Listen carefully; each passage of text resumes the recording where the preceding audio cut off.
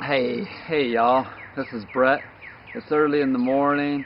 I'm still kind of half asleep, but it's a beautiful smoky morning, Smoky Mountains, Asheville. And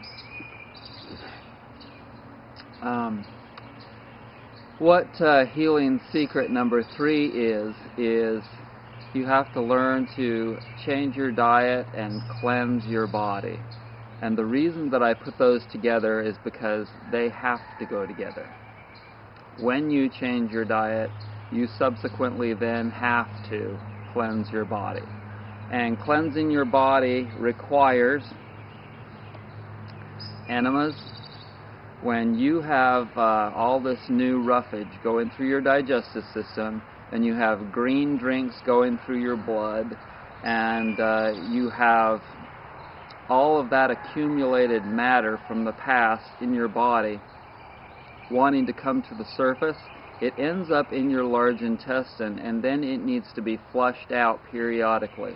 In the beginning, you need to do that regularly. Like in the beginning, I had to do it almost every day. I was moving out so much toxicity. And for the first 8 years or so of my probably 6 to 8 years of my cleansing and healing, I didn't do enemas. And I would be a lot farther ahead if I had done those. But I went to some macrobiotic counselors, and unfortunately they didn't teach me anything about any of that.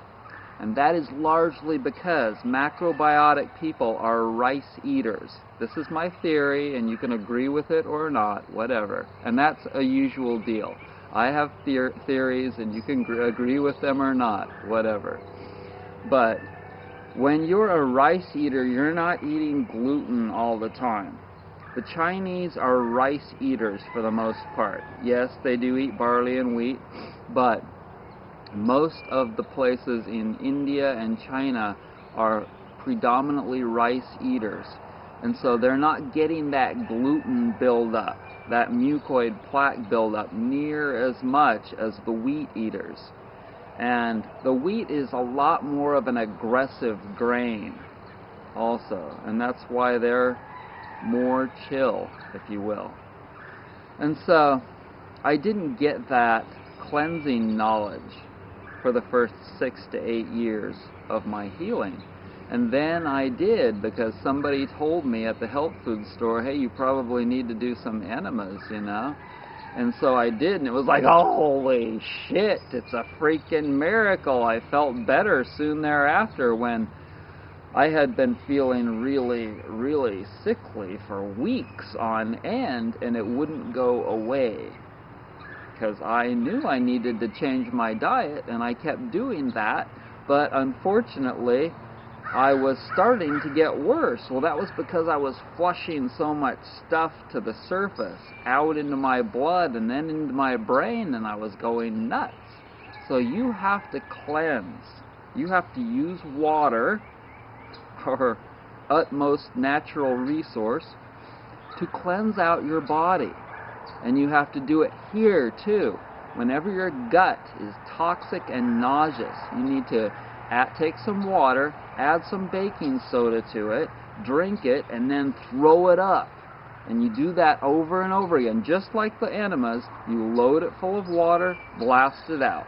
Reload it full of water, blast it out. Same with the stomach. You got to clear it. You got to clear all that toxic bacteria and parasites out of there so that your stomach will then settle down. You see, when you've got chemicals and toxicity in your digestive system, no matter where it's at, you're going to start to get irritable. It's going to get irritable. And when it gets irritable, then it says, okay, that's it. I don't want any more. Get all this out of here. And all the valves will close in it. And just like the Panama Canal has valves, gates, that allow the ships to go through, your digestive system also has valves that will close off and say, just like right after your stomach, there's a valve. And it will say, okay, that's it. Go back the other way. Go in retrograde. And then everything goes in reverse. And if you don't allow it, if you don't, eventually it will force you to throw up. But if you don't instigate, the vomiting when your stomach feels really shitty, and if you just take antacids that are full of preservatives, then you're going to just continue to create worse problems in there. Those antacids are full of white sugar. Another quick fix. That's why they do that, to feed the bacteria so that you feel better just temporarily. It's a quick fix. All the prescription meds and over-the-counter meds are a simple quick fix to give you temporary relief. So you need to go and get strong and logical and get all the shit out with cleansing and changing your diet. And you have to do that gradually, most people. Now, if you were brought up in a family where, you know, more of an earthy family, a lot of the more earthy, hippie people can do this a lot faster than you city folks that have not grounded to the earth or been eating a lot of vegetables and fruits.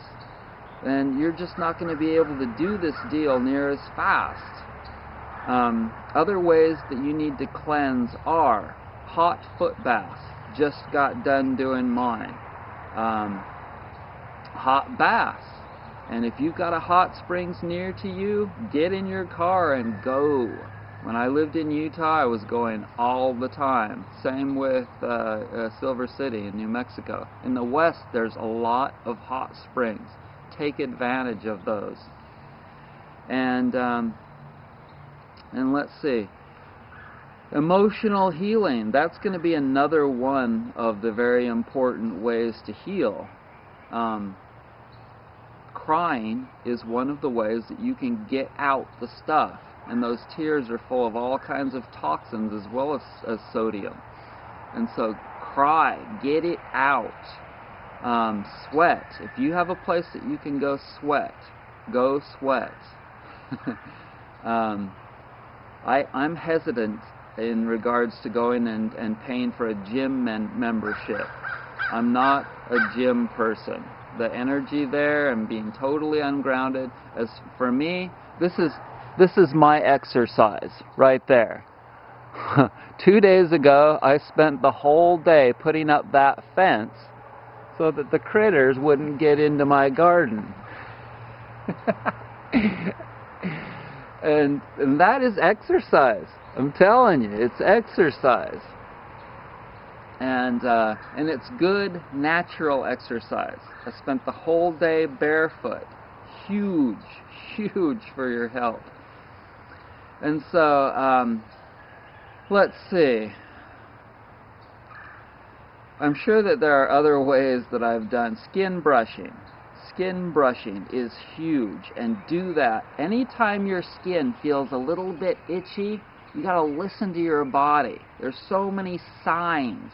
Listen to the signs, because when your skin feels a little bit itchy, then it is crying to be scrubbed with a Dr. Bernard Jensen skin brush. So you have to take the time to cleanse. You have to take the time to do every single one of these healing secrets that I'm giving you. And you have to be strong, and you have to have faith. Now I'm kind of skipping on to some of the other healing secrets. We'll talk about those soon. All right. Bye, y'all.